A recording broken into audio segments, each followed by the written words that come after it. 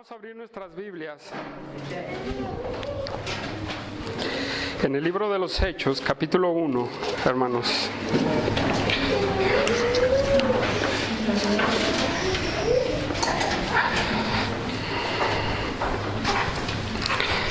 Y yo le he puesto como título El gran plan de Dios, hermanos.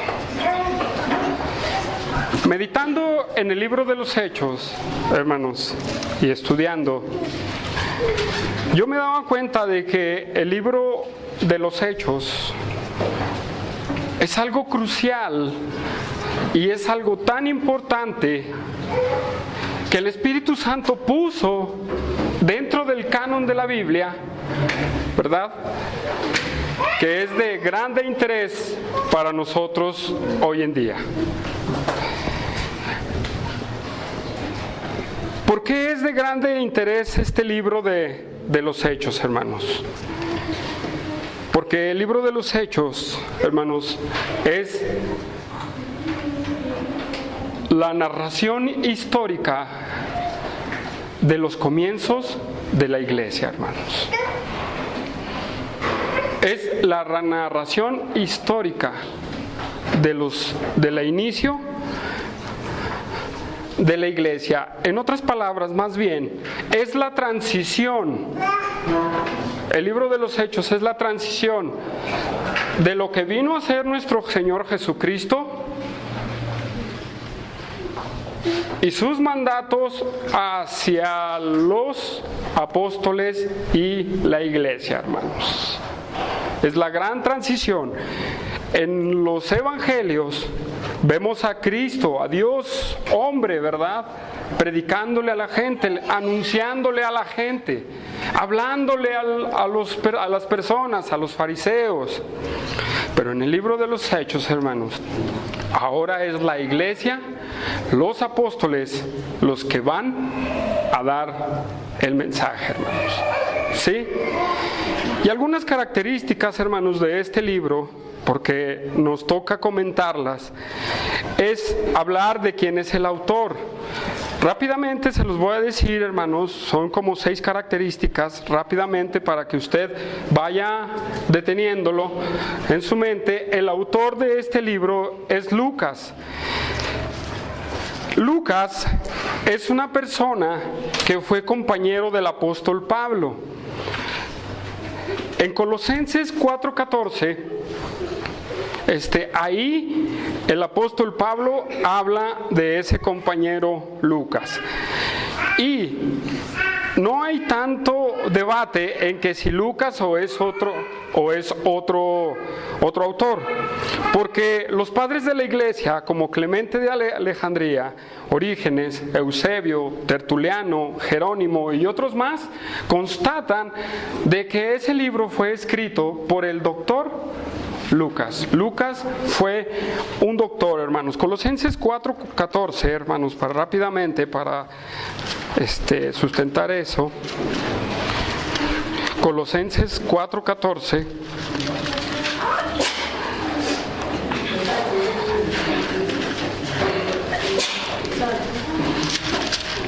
¿Qué dice Colosenses 4:14? Os saluda Lucas, el médico amado, y Demas, ¿verdad? Ahí lo vemos. Y Lucas no lo vamos a ver porque es extenso, se habla 3 veces más en el Nuevo Testamento. Este libro se escribió, hermanos, aproximadamente en el año 62 o 70 después de Cristo. ¿Sí? Muchos de los historiadores o que se dedican a delinear la historia le dan la fecha ya sea en el 62 o antes de la caída de Jerusalén, que es el año 70 después de Cristo. ¿Sí? Porque no narra hechos después de la caída de Jerusalén, narra historias antes de la caída de Jerusalén y de la persecución que Nerón hizo contra los cristianos, hermanos. ¿Sí? Ya sea que le haya tocado casi al principio de esa persecución de Nerón contra los cristianos o sea antes. ¿Sí? Entonces, hermanos, el libro de los Hechos, esto es importante, es completamente histórico, ¿sí? Pero el que es completamente histórico no lo aparta de la doctrina. Y lo vamos a ver en la enseñanza del día de hoy. No lo aparta de la doctrina completamente, ¿sí? ¿Qué es histórico? Es que nos va contando cada acontecimiento, ¿verdad?, que el autor ha investigado. ¿Sí, hermanos? Otra de las cosas que les voy a decir, este libro se concentra casi en dos personajes nada más, ¿sí? En Pedro y el apóstol Pablo, nada más. Aunque habla de Juan, aunque habla de otros, de Esteban, pero se concentra más en el apóstol Pedro, del capítulo 1 como al capítulo 15, ¿verdad? Y del 15 hasta el terminar se concentra en el apóstol Pablo. ¿Sí? Hermanos, el propósito de este libro, y esto es importante que lo veamos, el propósito de este libro, ya estamos en Hechos 1, ¿sí? Dice en el primer versículo, hermanos, dice, en el primer tratado, oh Teófilo. Significa que este es el segundo tratado, es un segundo compendio que escribió Lucas para la misma persona que es Teófilo. ¿Y por qué Lucas le escribió a Teófilo este segundo volumen? No podemos seguir adelante si no podemos ver a Lucas capítulo 1, versículo 1 en adelante. Vamos a Lucas 1, hermanos, para ir ubicándonos, ¿verdad?, en el contexto del por qué, ¿verdad?, Lucas escribe este siguiente tema o esta siguiente palabra. Dice Lucas 1, puesto que ya muchos han tratado de poner en orden la historia de las cosas que entre nosotros han sido ciertísimas, tal como nos lo enseñaron los que desde el principio lo vieron con sus ojos y fueron ministros de la palabra.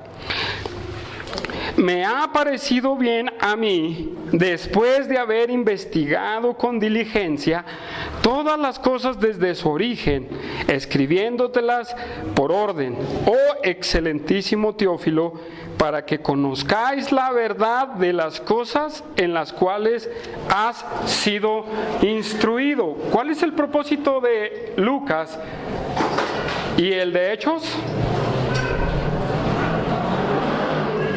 ¿Cuál es el propósito?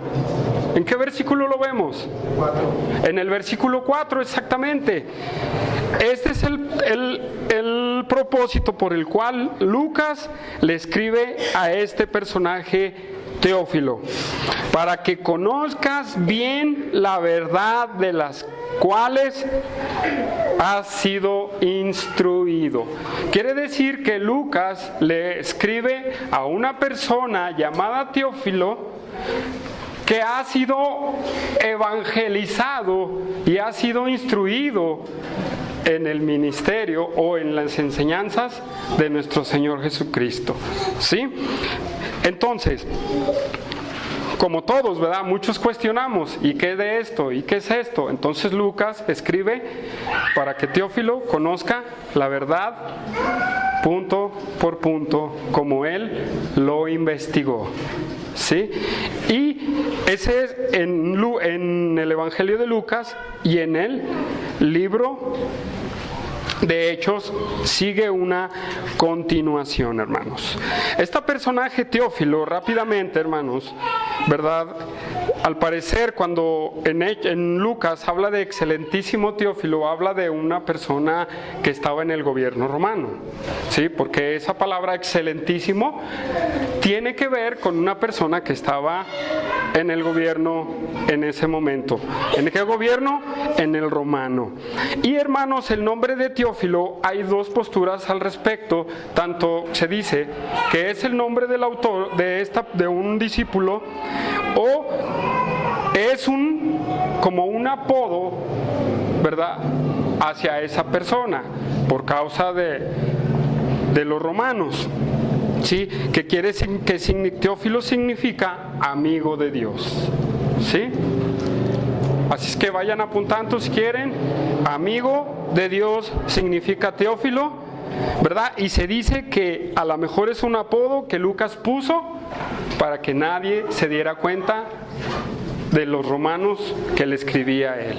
Esa es una parte, y la otra es que así en verdadmente él se llamaba, ¿sí? Hermanos, el tema principal de Hechos, el tema principal, completamente principal de Hechos, es la evangelización. Nada más aquí en Zacatecas, nada más en Jerusalén. No, es la evangelización a todo el mundo, hermanos. Y eso lo vamos a ver, cómo Dios hizo este plan. Bueno, después de dar estas características de este libro, hermanos, entremos al libro de los Hechos. Y en el capítulo 1, versículo 1 al 14, hermanos, Lucas hace una recapitulación de lo que él escribió en el Evangelio de Lucas. Pero nada más me voy a concentrar en los primeros 5 versículos. Dice Hechos capítulo 1, versículo 1 al 5. En el primer tratado, oh Teófilo, hablé acerca de todas las cosas que Jesús comenzó a hacer y a enseñar, hasta el día en que fue recibido arriba, después de haber dado mandamientos por el Espíritu Santo a los apóstoles que había escogido, a quienes también después de haber padecido, se presentó vivo con muchas pruebas indubitables, apareciéndose durante 40 días y hablándoles acerca del reino de Dios. Y estando juntos, les mandó que no se fueran de Jerusalén, sino que esperasen la promesa del Padre, la cual les dijo: ¿oíste de mí? Porque Juan ciertamente bautizó con agua, mas vosotros seréis bautizados con el Espíritu Santo dentro de no muchos días. En esta recapitulación, hermanos, yo puedo ver que Cristo continúa su obra. Esta recapitulación es muy común en los historiadores, más cuando van haciendo sus escritos por tomos. Terminan un tomo, o sea, un libro, y al principio del otro libro hacen una recapitulación de lo que hablaron anteriormente. Esto es lo que hace Lucas en este pasaje, en este libro, al principio del libro de los Hechos. Hermanos, y yo veo la continuación de la obra de Cristo, y podemos nosotros entender, hermanos, ¿verdad? ¿Qué podemos entender? ¿Qué podemos aprender nosotros de esta grande recapitulación de lo que él expuso en el libro de los Hechos, del Evangelio que tiene su nombre? Pues bueno, vamos a ver Lucas, primeramente, Lucas 24:36.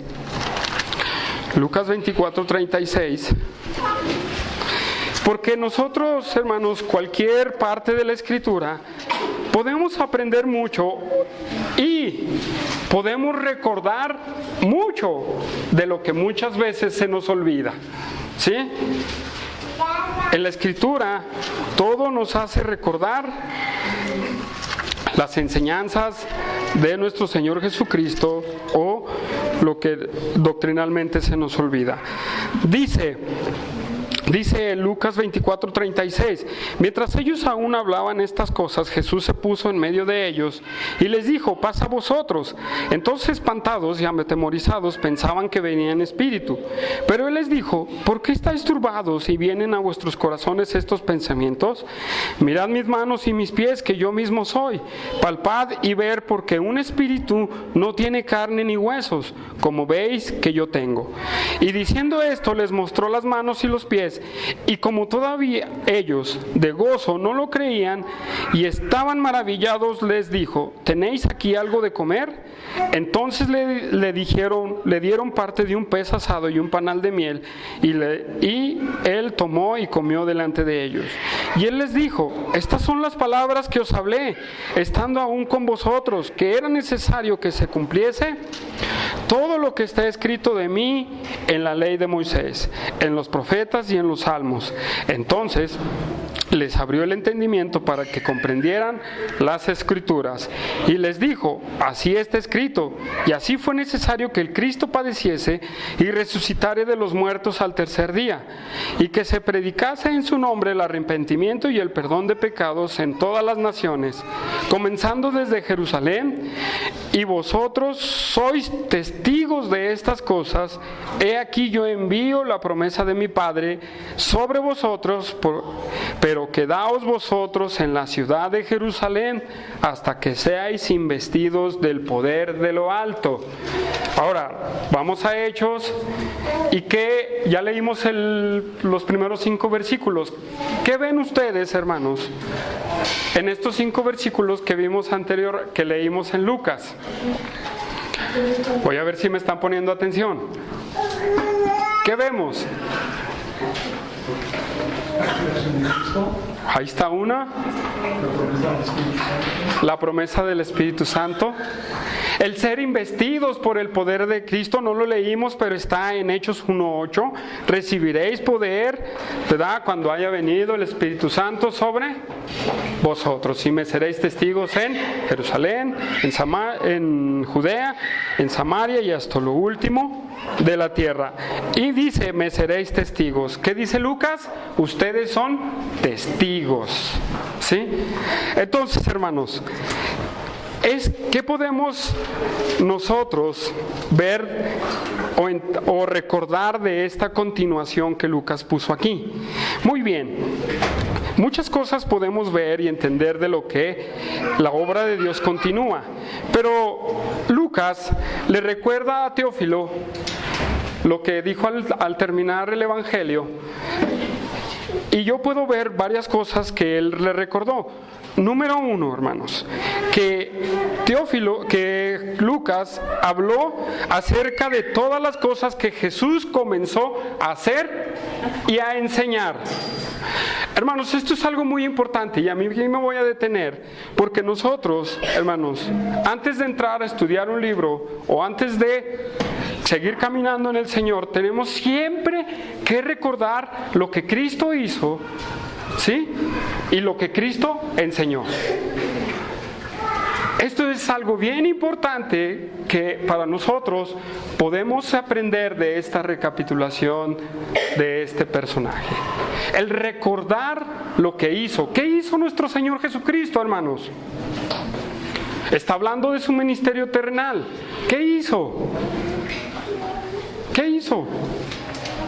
Díganme, ¿qué hizo? Bueno, Jaime fundó su iglesia. Pero, ¿qué practicó Cristo? ¿Qué fue lo que enseñó?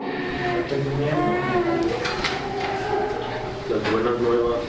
Las buenas nuevas. Hermanos, ¿qué estamos enseñando en la célula? Los mandamientos para hacer. Todo el sermón del monte lo estamos enseñando en la célula, y podemos ver ahí lo que Cristo ha enseñado. ¿Y qué nos has enseñado? Nos ha enseñado, ya dijo Manuel, las bienaventuranzas, las buenas nuevas, es el Evangelio, las bienaventuranzas a nosotros. ¿Y de qué se tratan las bienaventuranzas? ¿De qué se trata el sermón del monte? De la ley, ¿verdad? De la aplicación correcta de la ley, de las relaciones personales,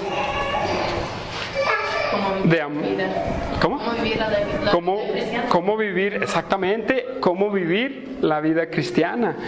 ¿Qué es lo que nosotros tenemos que practicar de lo que Cristo enseñó? Pero, hermanos, nosotros tenemos que no nada más recordarlo, sino hacerlo. ¿Sí? Hacerlo. Porque si nosotros nada más me quedo con lo que dice, bueno, pues Lucas enseñó lo que Cristo hizo y lo que empezó a hacer y a enseñar, pues hasta ahí, ¿verdad? No, hermanos, esto lo ponemos para recordar y para poder hacer, hermanos. Siempre tenemos que llevar la Biblia, hermanos, a la práctica, no nada más al conocimiento. Tenemos que llevar al conocimiento a la práctica. Y, hermanos, ¿qué nos mostró Cristo de su personalidad? Su humildad, Su misericordia. ¿Qué más?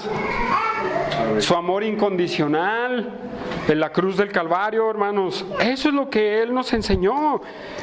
Y es lo que Él practicó. Es lo que vino a enseñar. ¿Sí?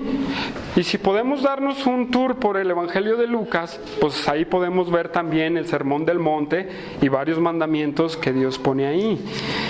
Entonces, hermanos, esto, hermanos, es tan importante porque Lucas clasificó punto por punto y dicen que él sustentó su obra del Evangelio con el Evangelio de Marcos. De él sacó él ahí mucho de su Evangelio. Más lo que él investigó de los demás discípulos, él pudo clasificar cada mandamiento, cada práctica de nuestro Señor Jesucristo, cada actitud, ¿verdad? Registró. Les hago una pregunta. ¿Quién ha leído el Evangelio de Lucas? A ver, levante la mano. 1, 2, 3, 4, 5, 6, 7, 8. ¿Y los demás? 8 pedacitos, pues. Ok. ¿Quién ha leído el Evangelio de Lucas? Dígame si Lucas escribió algo mal de nuestro Señor Jesucristo. ¿No? ¿Qué fue lo que escribió Lucas?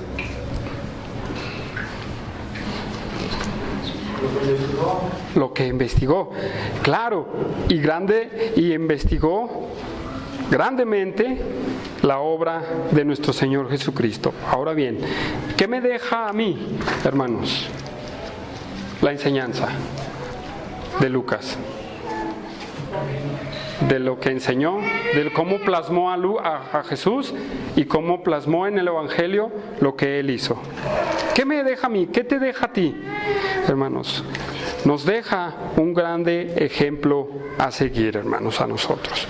Pero entonces, hermanos, tenemos nosotros que recordar eso que Cristo hizo. Eso es lo que Lucas hizo. Es lo que le está recordando a Teófilo. Versículo 2 del libro de los Hechos, hermanos.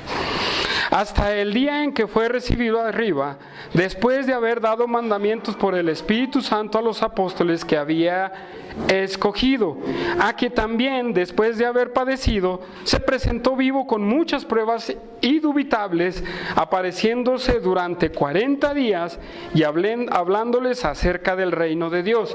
Hermanos, ¿qué es lo que podemos ver o qué vemos en esta recapitulación, hermanos, que pone Lucas? Es que dice, hasta el día en que fue recibido arriba, cuando ascendió a los cielos, después de haber dado mandamientos por el Espíritu Santo. Hermanos, esto es muy importante porque Lucas le recuerda a Teófilo que que Cristo dio mandamientos. ¿Sí? ¿Qué mandamientos dio Cristo a sus discípulos o apóstoles? A ver, Ir a ser discípulos es un mandamiento. Perdonar. ¿Quién dijo amarse? Amarse. ¿Qué más les enseñó? El juramento, la ira, el adulterio, exactamente. Entonces, nos enseñó, hermanos, a nosotros muchas cosas. Y Mateo 28:20 es uno, el de ir y hacer discípulos. Hermanos, Juan 15:17, el amaos unos a otros como ser discípulos. El perdonar, como decía Humberto, como lo hemos visto en la célula. El no codiciar, hermanos, ¿verdad? El no adulterar, también Él nos lo enseñó. ¿Qué más nos enseñó? Los que han estado en la célula, ¿qué más hemos visto, hermanos? Ahí. El ayuno. ¿Qué más? La hipocresía, dice Humberto, ¿verdad? Nos habla de quitar la hipocresía o de no ser hipócritas. ¿Qué más? Ámbar dice, nos enseñó en contra de la ira, ¿verdad? ¿Qué más, hermanos, nos enseñó? del dinero. Josué nos enseñó acerca de eso, de la oración. Entonces, hermanos, todo lo que estamos viendo en el Sermón del Monte son los mandamientos que Cristo dio por medio del Espíritu Santo. ¿Quién actuaba en Cristo? El Espíritu Santo, hermanos, pero en Él mismo, porque Él es mismo, hermanos, ¿verdad? Entonces, todos estos mandamientos que hemos nosotros hablado, Cristo los dio a su iglesia. Ahora, es importante ver qué significa la palabra mandamientos. ¿Qué se le ocurre a usted qué es la palabra mandamientos? La ordenanza. Es una ordenanza, obedecer. La ley. Mandamiento es algo que se ordena para practicar. Eso es un hecho.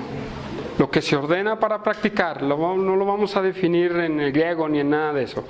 Es tan sencilla esa palabra, mandamientos que dio por el Espíritu Santo. Hermano, ¿usted ha entendido los mandamientos de Dios? ¿Usted ha entendido los mandamientos de Dios? ¿Usted ha entendido los mandamientos de Dios? Sí. ¿Y cuántos de ellos ha obedecido? Si usted dice, yo entiendo los mandamientos de Dios, y usted no hace, Josué lo predicó el domingo pasado. ¿Sí o no, Josué? ¿Qué pasa si usted los ha entendido y no los hace? Y usted está un paso al infierno.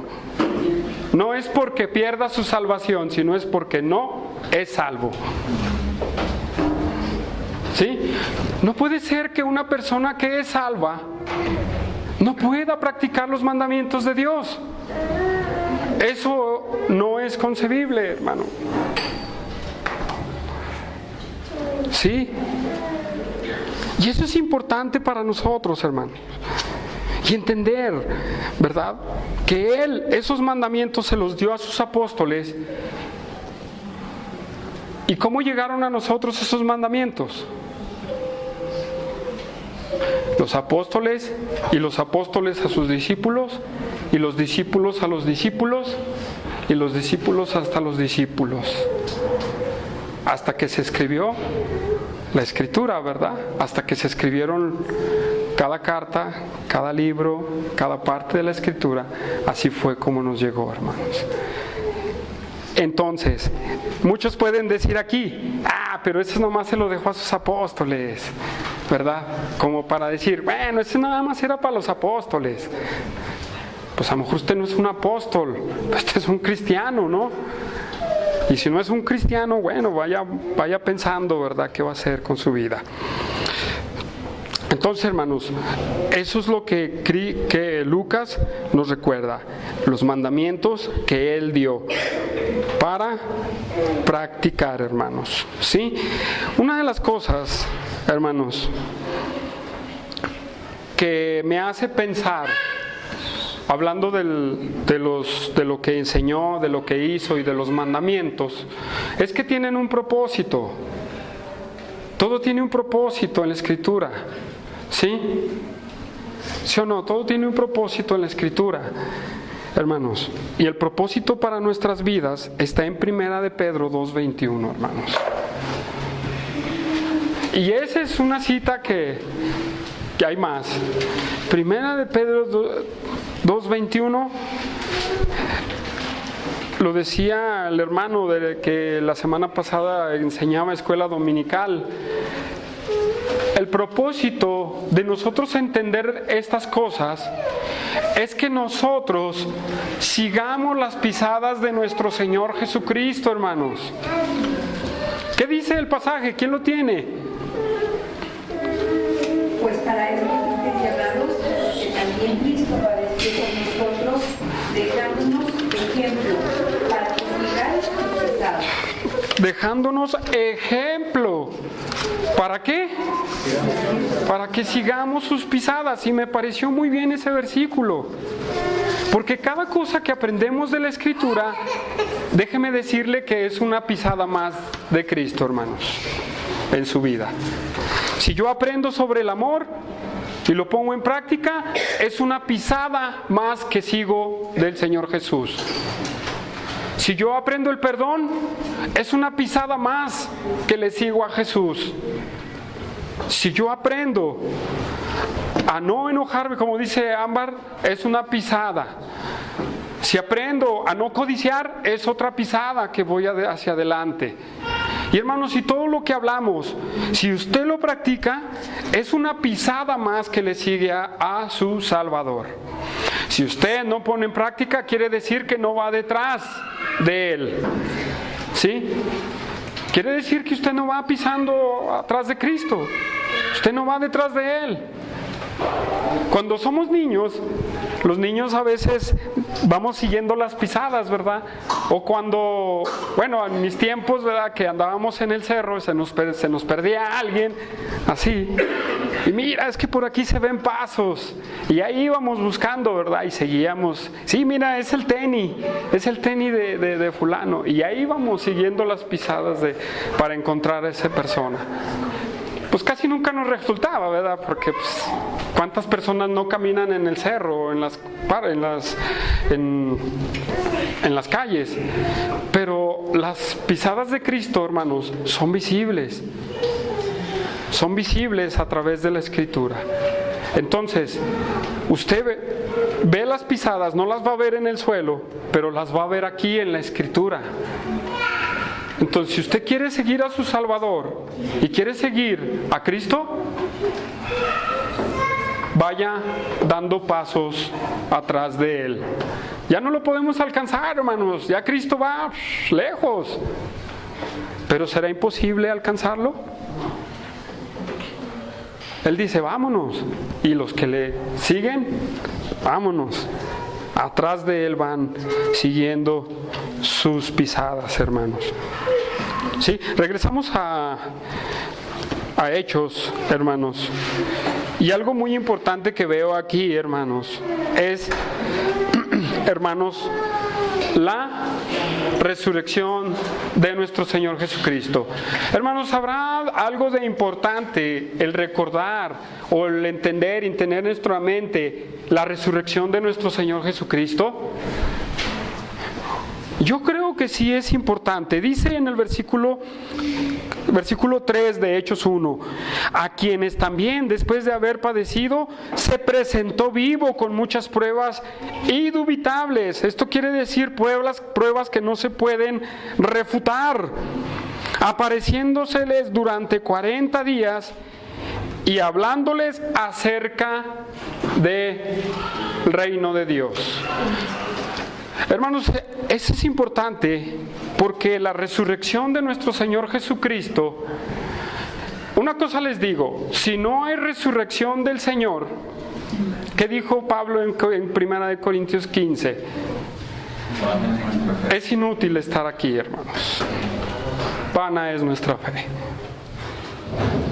Entonces, tan importante es la resurrección del Señor, porque es la fortaleza de nuestra fe, hermanos. Pero hay un propósito por lo cual Cristo resucitó, hermanos, ¿verdad? Y se presentó a vivo, ¿verdad? Y lo podemos resumir, Él se levantó de entre los muertos ¿para qué, hermanos? Para darnos vida. Pero para constatar su autoridad sobre la muerte. ¿Sí? Él dijo en los evangelios, no, nadie me quita mi vida, yo la doy y la vuelvo a tomar. ¿Por qué? Porque Él es el poderoso. Él nos dio la esperanza. En Corintios dice que por la resurrección nosotros tenemos la esperanza de resucitar también. Pero aún con la resurrección a sus discípulos, los discípulos entendieron que en verdadmente era el Hijo de Dios completamente. Y que en verdadmente Cristo vive para siempre, hermanos. Y el propósito también de la resurrección para sus discípulos es seguirles enseñando, hermanos. y nos sigue enseñando también. ¿Sí? ¿Por qué? Porque aquí en Hechos dice,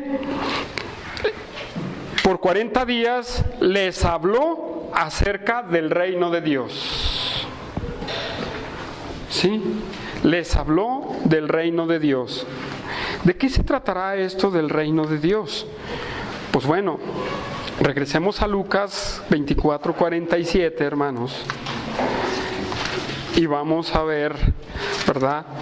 Porque hay otra declaración de Cristo al principio de los evangelios donde dice: el reino de los cielos se ha acercado. Y aún en la oración modelo, que es el Padre Nuestro, dice, ¿verdad? Y venga a nosotros tu reino.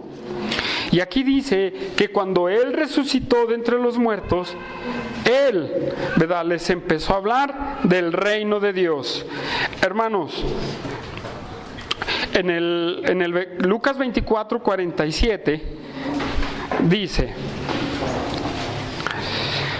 bueno, en el 46, así les dijo, así está escrito, y así fue necesario que el Cristo padeciese y resucitase de los muertos al tercer día, y que se predicase en su nombre el arrepentimiento y el perdón de pecados a todas las naciones, comenzando desde Jerusalén. Hermanos, cuando habla en Hechos del reino de Dios, está hablando de la evangelización, hermanos, a todo el mundo. ¿Sí? Porque era necesario, dice, ¿verdad?, que se predicase arrepentimiento y perdón de pecados a todas las naciones. ¿Qué es esto? ¿No es el evangelio, hermanos? ¿El arrepentimiento y el perdón de pecados? Exacto. ¿Y el reino de Dios, cómo llega a nosotros? ¿Será porque dicen, la iglesia va a establecer el reino, hermanos? ¿Será así? No, Dios, Cristo, establece su reino en la tierra a través de la predicación del evangelio en cada persona. Porque no hay prueba de que la iglesia va a establecer el reino para que Cristo regrese. No, es Dios el que establece su reino en cada corazón que entrega su vida al Señor. Entonces, esto, hermanos, es importante. Mateo 28, hermanos, también en la resurrección nos da el mismo mandamiento. Mateo 28.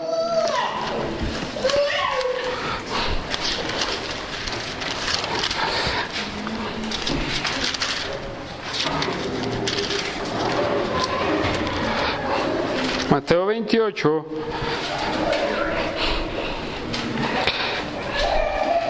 dice, pero los 11 discípulos se fueron a Galilea. Es la misma escena de Lucas y va a ser la misma escena del libro de los Hechos, más adelante, al monte donde Jesús les había ordenado. Y cuando le vieron, le adoraron, pero algunos dudaban. Y Jesús se acercó y les habló diciendo, toda potestad me es dada en el cielo y en la tierra. Por tanto, id y hacer discípulos a todas las naciones, bautizándolos en el nombre del Padre, del Hijo y del Espíritu Santo, enseñándoles que guarden todas las cosas que os he mandado. Aquí estoy con vosotros todos los días hasta el fin del mundo. ¿Es lo mismo, hermanos? Claro, ¿cómo puedes hacer un discípulo sin arrepentimiento? Sin perdón de pecados, no lo puedes hacer. Es necesario que una persona que es discípulo de Cristo se arrepienta de sus pecados. Entonces, eso es lo que significa, hermanos, hablándoles y siguiéndoles hablando del reino de Dios, o sea, de lo que venía hacia adelante para practicar ellos, hermanos, los discípulos que ahora nosotros nos toca hacer, hermanos. Regresamos a Hechos, hermanos. En el versículo 4. Entonces, hermanos, a nosotros nos toca predicar el reino de Dios. A nosotros nos toca predicar y anunciar el reino de Dios. ¿Cristo se lo encargó a sus discípulos? ¿Nada más a los apóstoles? No, a todos. ¿Nomás a los que estaban allí escuchando? No, se lo encargó ¿a quién? A todos nosotros. Y eso es lo que debemos de hacer. La pregunta es para usted: ¿usted está compartiendo el reino de Dios? ¿O está compartiendo sus propias ideas? ¿Está usted compartiendo, diciéndole a la gente, mire, arrepiéntase, porque se va a ir al infierno? ¿O le está diciendo a la gente, sabe que Cristo le ama? ¿Qué le está diciendo a la gente? Le está diciendo, arrepiéntase, porque se va a ir al infierno. Y sabe que Cristo le ama, por eso le quiere salvar. Pero no, muchos nomás dicen, Cristo te ama. Ese no es el reino de Dios, hermanos. Esa no es la predicación del Evangelio. El Cristo te ama no es la predicación del Evangelio. ¿O será ese, Josué, el Evangelio? ¿Qué dices tú? No. ¿Qué dices tú, Jaime? No es completo. No es completo, es término.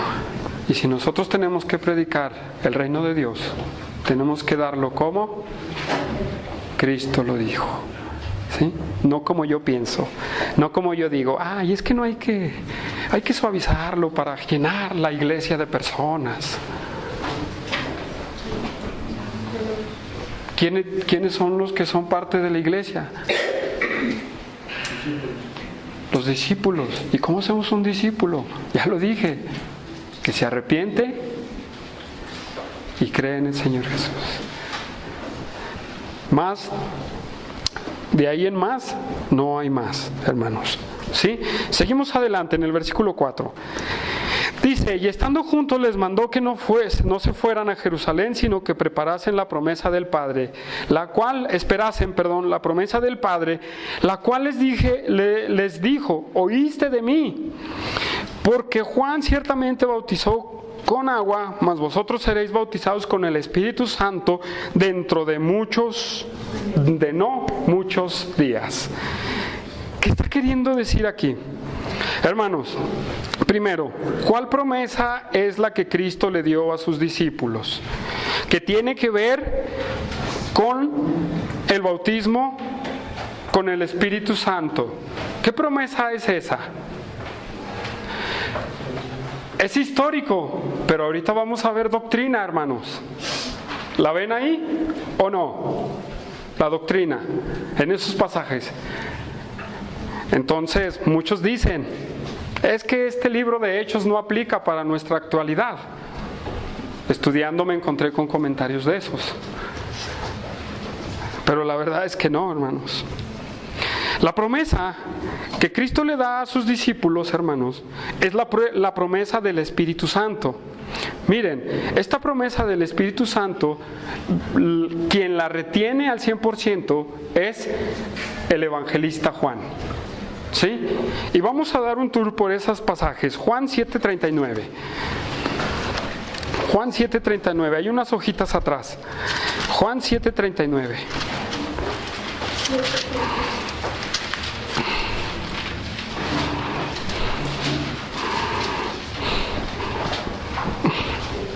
Voy a leer desde el 37. En el último y gran día de la fiesta, Jesús se puso en pie y alzó su voz, diciendo, si alguno tiene sed, venga a mí y beba. El que cree en mí, como dice la Escritura, de su interior correrán ríos de agua viva. Esto dijo del Espíritu que habían de recibir los que creyesen en él. Pues aún no había venido el Espíritu Santo porque Jesús no había sido glorificado. Pónganse muy atención en esos pasajes. No ha venido el Espíritu Santo porque Cristo no ha sido glorificado. ¿Sí? Es el primer pasaje. De ahí pasamos a Juan 14:16. A Juan 14:16. Sí, vamos rápido para no detenernos mucho en esto. 14, 16. Dice, voy a leer desde el 15. Si me amáis, guardáis mis mandamientos, y yo rogaré al Padre, y os dará otro consolador, para que esté con vosotros para siempre, el Espíritu de verdad, al cual el mundo no puede recibir, porque no le ve ni le conoce, pero vosotros le conocéis porque mora con vosotros y estará en vosotros. Seguimos, 18. No os dejaré huérfanos, vendré a vosotros, todavía un poco, y el mundo no me verá más. Pero vosotros me veréis, porque yo vivo, vosotros también viviréis. En aquel día vosotros conoceréis que yo estoy en mi Padre, y vosotros en mí, y yo en vosotros. El que tiene mis mandamientos y los guarda es el que me ama, y el que me ama será amado por mi Padre, ¿sí? Y me manifestaré a él. Vamos al versículo, hasta el versículo 26, hermanos. El 25, perdón. Os he dicho estas cosas estando con vosotros, ¿sí? Dice, mas el Consolador, el Espíritu Santo, a quien el Padre enviará en mi nombre, Él os enseñará todas las cosas y os recordará todo lo que yo os he dicho. La paz os dejo, mi paz les doy. Yo no la doy como el mundo la da. No se turbe vuestro corazón, ni tengan miedo. Habéis oído que yo os he dicho, voy y vengo a vosotros. Si me amareis, os habría regocijado, porque he dicho que voy al Padre, porque el Padre es mayor que yo. ¿Sí? Y de ahí nos vamos al capítulo 15, hermanos, versículo 26. Capítulo 15, versículo 26.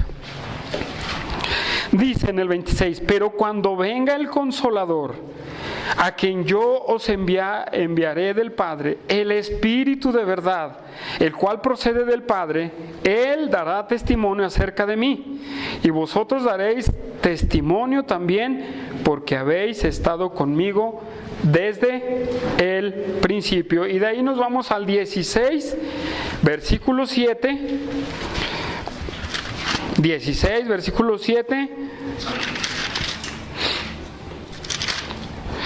Pero yo os digo la verdad, os conviene que yo me vaya, porque si no me fuera, el Consolador no vendría a vosotros.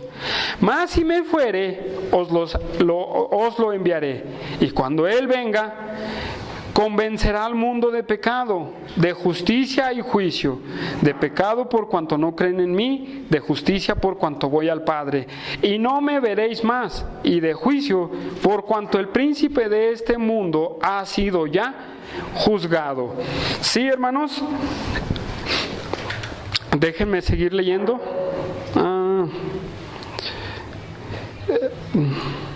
Versículo 12. Aún tengo muchas cosas que deciros, pero ahora no las podéis sobrellevar. Pero cuando venga el Espíritu de verdad, Él os guiará a toda la verdad, porque no hablará de su propia cuenta, sino que hablará todo lo que oyere, y os hará saber las cosas que os ha de venir. El que me glorificará, Él me glorificará, porque tomará de lo mío y os lo hará saber. Todo lo que tiene el Padre es mío.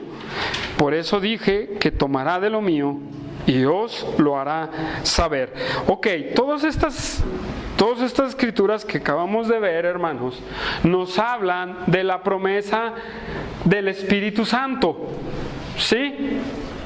El Espíritu Santo, hermanos, ahora juega un papel muy importante dentro de la iglesia. Y no lo dije al principio, pero lo digo en este intermedio. Este libro, ¿verdad?, de los Hechos de los Apóstoles, la verdad es que se tiene que llamar el libro de los Hechos del Espíritu Santo a través de los apóstoles. ¿Por qué? Porque es muy importante acomodar lo que Lucas está diciendo aquí en el versículo 4 y 5, hermanos, de esa promesa del Espíritu Santo que iba a venir a los discípulos. Por eso Cristo les da esta orden de no salir de Jerusalén, sino esperar esa promesa, hermanos, ¿sí? De que iba a descender, de que iban a recibir el Espíritu Santo. En el mismo Juan se dice, hay una escritura donde dice, recibiréis el Espíritu Santo, ¿verdad? Se lo soplan los apóstoles. Pero eso fue por un tiempo, no me voy a meter en ese tema ahorita. Pero, hermanos, el mismo derramamiento o el recibir, hermanos, esta promesa del Espíritu Santo iba a llegar unos días adelante, hermanos. ¿Sí? Unos días adelante después de que Cristo fuera levantado al cielo. Lo vamos a ver más adelante en nuestra predicación. Entonces, hermanos, esta es la promesa de Dios, de que iba a mandar su Espíritu Santo para que la iglesia o sus discípulos no estuvieran solos, para que pudieran predicar el Evangelio, para que pudieran tener un consolador. Si ustedes se fijan y recuerdan, en uno de los pasajes que leímos, se le llama consolador al Espíritu Santo. Y esa persona es una persona que está a un lado de ti.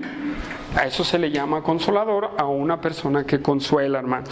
Entonces ahora, esa promesa iba a ser derramada, hermanos, y esta promesa derramada tiene que ver con el versículo 5, porque Juan ciertamente bautizó con agua, mas vosotros seréis bautizados con el Espíritu Santo dentro de no muchos días. Esta frase, hermanos, de ser bautizados con el Espíritu Santo, es una enseñanza, hermanos, que quien la anunció fue Juan el Bautista. Pero no tuvo su cumplimiento en los ministerios de Jesús. Pónganse muy listos, porque no hay en ningún evangelio, excepto en el pasaje de Juan, en donde se haya hablado de que un creyente haya sido bautizado en el Espíritu Santo. ¿Sí? No tuvo cumplimiento en el ministerio de Jesús, pero Juan el Bautista lo anunció. Vamos un tour rápidamente para que ustedes lo vean, hermanos, este asunto. En Mateo 3:11, Mateo 3:11. Y hermanos, vamos a tener que poner listos en esto del bautismo del Espíritu Santo, porque esto va a conectar con el segundo capítulo de Hechos, en donde hay una serie de malas enseñanzas de ese pasaje. ¿Sí? Pónganse listos. ¿Qué les dije? Mateo 3:11. Mateo 3:11.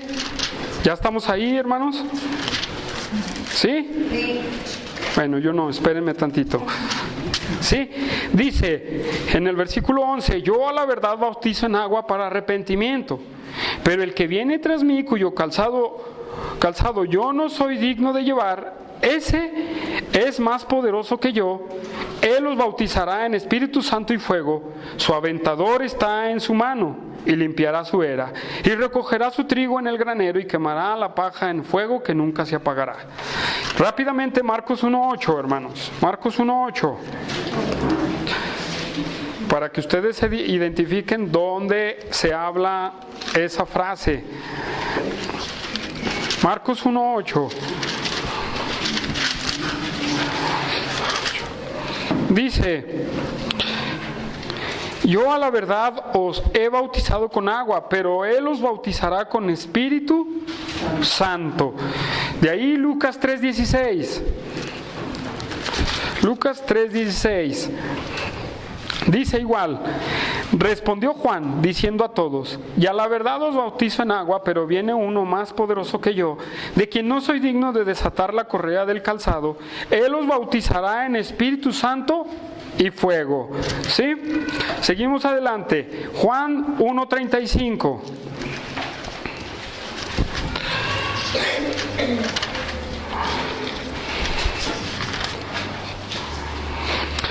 El siguiente día otra vez estaba Juan. Déjenme, voy a esperar para que lo busquen, ¿verdad? Para ir al parejo, para no estar. ¿Ya estamos ahí, hermanos? Juan 1:35. El siguiente día otra vez estaba Juan y 2 de sus discípulos, y mirando a Jesús que andaban por ahí, dijo: He aquí el Cordero de Dios. Le oyeron hablar los 2 discípulos y siguieron a Jesús. Y volviéndose Jesús y viendo que él seguía, les dijo: ¿Qué buscáis? Ellos les dijeron: Rabí, que traducido es maestro. ¿Dónde moras? Él les dijo: Venid y ved. Fueron y vieron dónde moraba, y se quedaron con él aquel día, porque era como la hora 10:00. Sigue. Andrés, hermano de Simón Pedro, era uno de los 2 que había oído a Juan, y habiendo seguido a Jesús. Este halló primero a su hermano Simón, y le dijo: Hemos hallado al Mesías. Y él trajo a Jesús, y mirando a Jesús dijo: Tú eres Simón, hijo de Jonás, tú serás llamado Cefas, hermanos. ¿Sí? Perdón, yo creo que me equivoqué. Es en el 33, hermanos. Estoy tratando de aterrizar la idea y no me da el capítulo. ¿Sí? Dice: y yo no le conocía. Perdón, en el 32 vamos a ver. Pero también dio Juan testimonio diciendo: Vi al Espíritu que descendía del cielo como paloma y permaneció sobre él. Y yo no le conocía, pero el que me envió a bautizar con agua, el que me dijo: sobre quien veas descender el Espíritu y permanece sobre él, es el que bautiza con el Espíritu Santo. Y yo le vi y he dado testimonio de que este es el Hijo de Dios. Ahora, hermanos, regresamos a Hechos, hermanos. Regresamos a Hechos. Y es importante, hermanos, que Dios va a mandar a su Espíritu Santo, y al mismo tiempo les dice que van a ser bautizados con el Espíritu Santo dentro de no muchos días. Hermanos, aquí hay una pregunta, ¿qué es eso del bautismo del Espíritu Santo? ¿Qué es eso? Rápidamente, ¿qué es eso?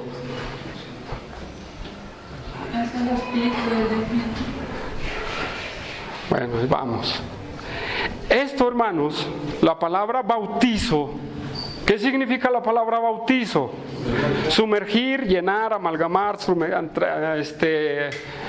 meter, llenar, o en el sentido es como cuando se pintaban la ropa en aquel tiempo, se ponía un recipiente, le ponían el colorante y la ropa la sumergían, la dejaban un rato y salía de otro color, ¿sí? Eso es lo que se llama, eso es la palabra bautizo.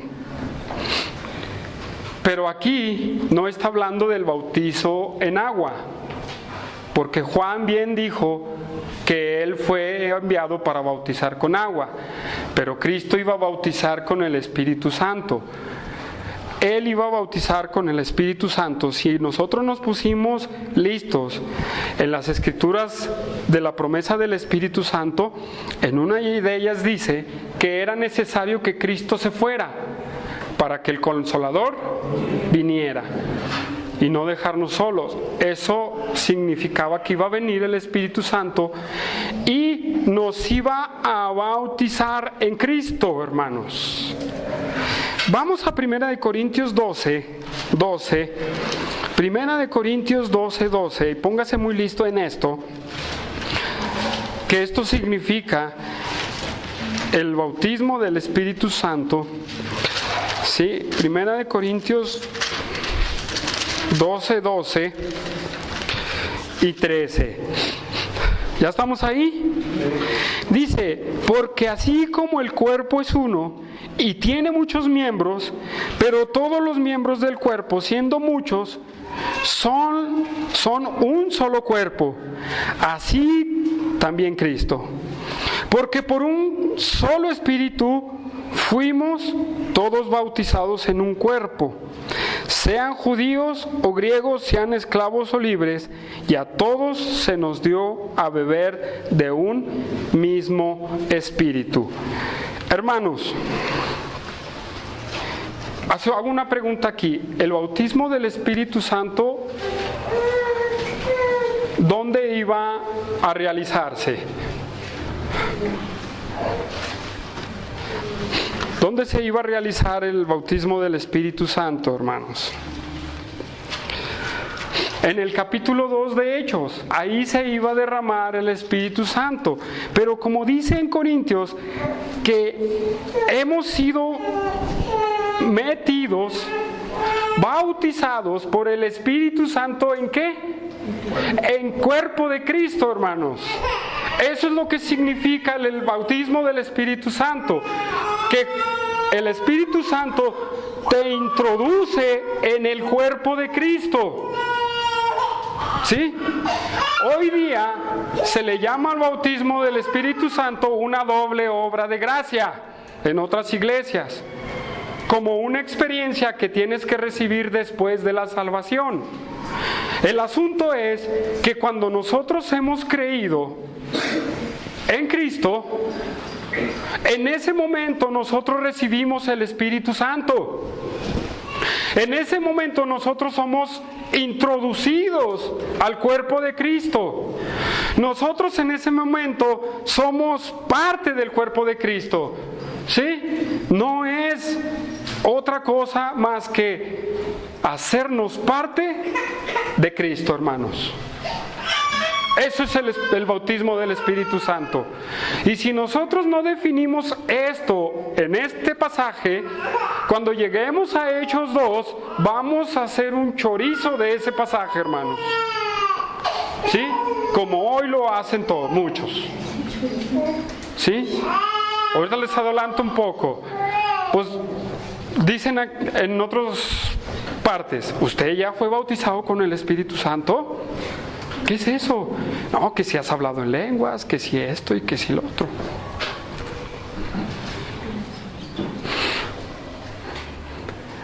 Entonces hay dos nuevos nacimientos, hermanos.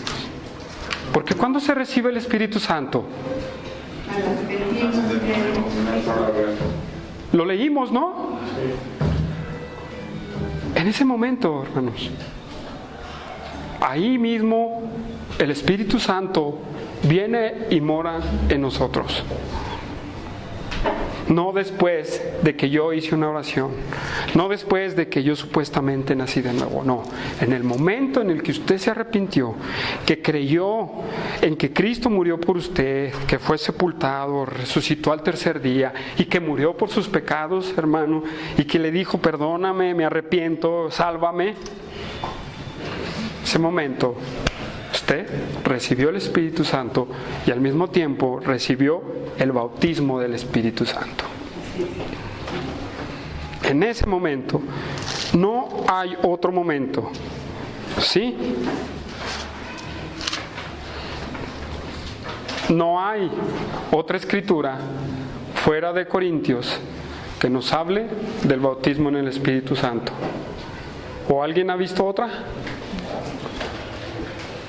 No, no hay. No hay, hermanos. ¿Sí? No hay. Entonces, hermanos, eso es lo que significa: seréis bautizados con el Espíritu Santo. Hermanos, ¿cuál es el propósito de ser bautizado, de ser bautizado por el Espíritu Santo? Es ser parte de la iglesia. Por eso yo le dije al principio, una persona que no ha creído en Cristo y no se ha arrepentido es un visitante a la congregación, a la iglesia. Pero una persona que ha sido arrepentida, que ha creído y que ha sido bautizada en el cuerpo de Cristo, ese es un cristiano. Eso es lo que significa, hermanos. ¿Sí? Ahora bien, ¿usted se ha arrepentido? ¿Usted ha creído en Cristo? Usted ya ha sido bautizado con el Espíritu Santo y ha sido parte del cuerpo de Cristo. Así es que si viene alguien y le dice, oye, es que necesita recibir el bautismo del Espíritu Santo, ¿qué le va a decir usted? Ya lo recibí. Y si le dice, ¿cuándo? Cuando creí, cuando me arrepentí. Sí, ¿verdad? ¿Y hablaste en lenguas? Bueno, eso lo vamos a ver más adelante, hermanos. ¿Sí? Entonces, hermanos, recordemos estas grandes maravillas que Cristo habló, que Cristo hizo y que Cristo anunció. Y de aquí, hermanos, empieza un gran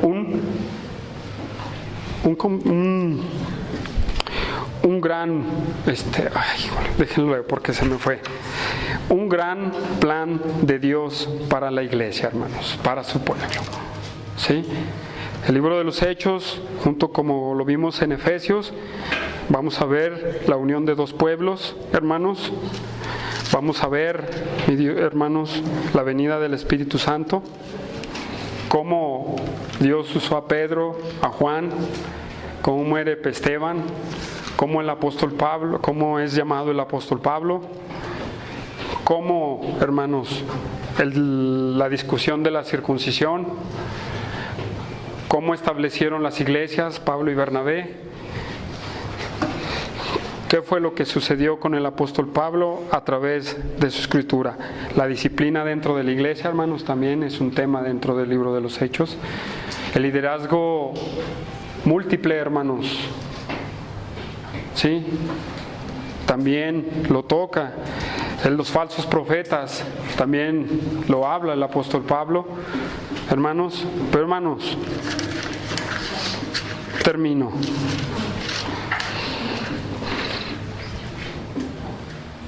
Nosotros vamos a Hechos 1:8, hermanos. Ya hablaré más a fondo de ese pasaje. El propósito, hasta ahí lo dejo. El propósito del Espíritu, del bautismo y de recibir el Espíritu Santo, que es un acto mismo, dice en el 1:8: pero recibiréis poder cuando haya venido sobre vosotros el Espíritu Santo. ¿Sí? Hermanos, y vamos a recibir ese poder. Nosotros ya lo recibimos, los que hemos creído.